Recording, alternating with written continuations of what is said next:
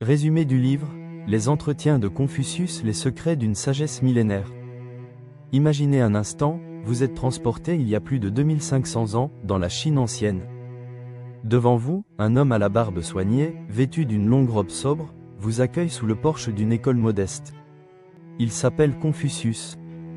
Autour de lui, des étudiants venus des quatre coins du pays sont assis en tailleur, buvant chaque parole de ce maître dont la sagesse va traverser les siècles.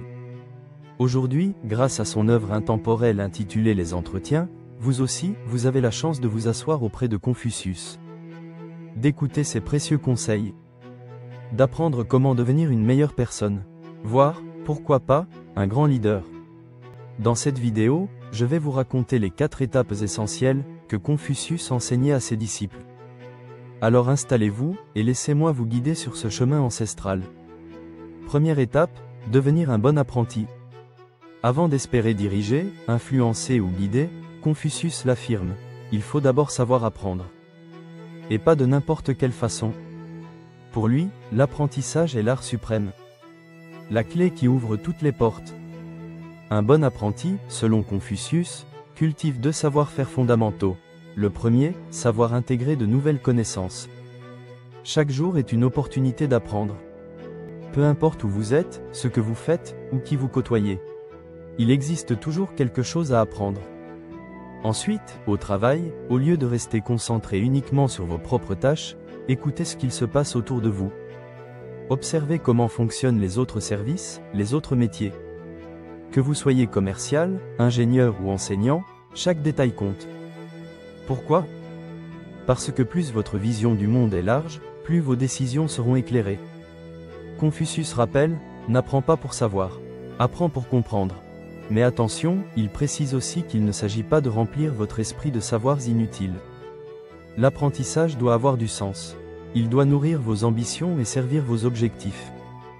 Par exemple, si vous travaillez dans l'import-export, maîtriser une nouvelle langue étrangère vous ouvrira des marchés à l'international. Si vous gérez une équipe dans l'industrie textile, comprendre les techniques de couture vous permettra de mieux accompagner vos collaborateurs. Deuxième étape, savoir apprendre des autres. L'autre grande force d'un apprenti, c'est sa capacité à observer et s'inspirer. Regardez ceux qui vous entourent. Comment agissent-ils ?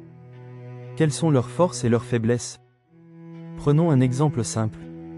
Vous admirez la façon dont votre manager conduit ses réunions. Son charisme, sa gestion des conflits, sa diplomatie, observez-le. Et analysez ses méthodes.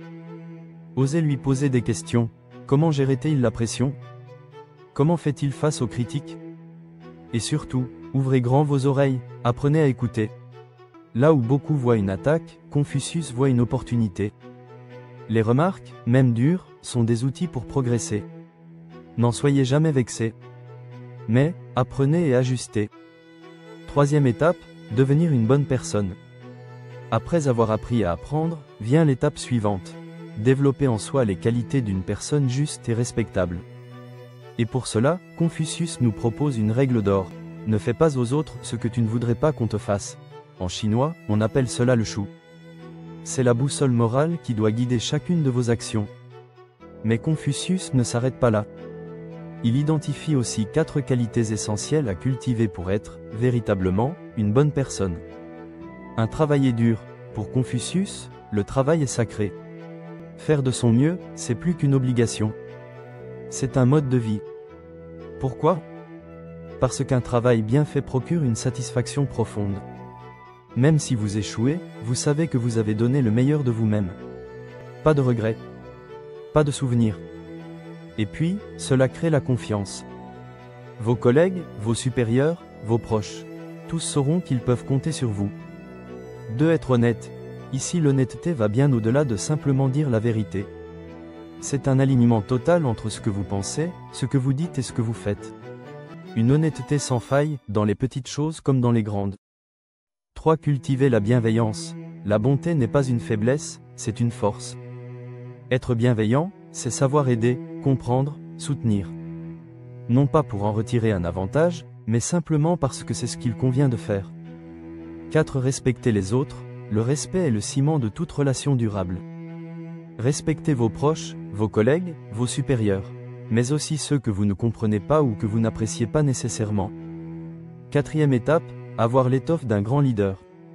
Maintenant que vous savez apprendre, maintenant que vous êtes devenu une personne de valeur, il ne reste qu'un dernier cap à franchir, celui du leadership. Mais attention, Confucius ne parle pas du leader qui impose, qui crie ou qui ordonne. Non.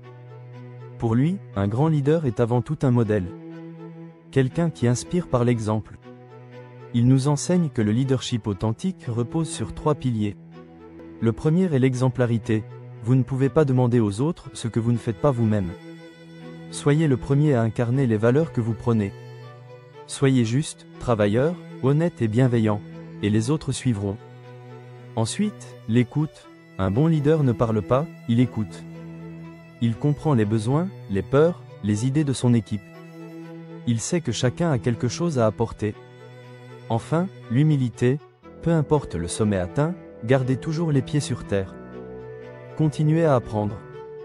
Continuez à vous remettre en question. Car même Confucius, ce maître admiré, disait « Celui qui sait qu'il ne sait rien n'est plus sage que celui qui croit tout savoir ». Vous voilà arrivé au bout de cet enseignement. Alors, pensez-vous appliquer, dans votre vie, les sages conseils de Confucius?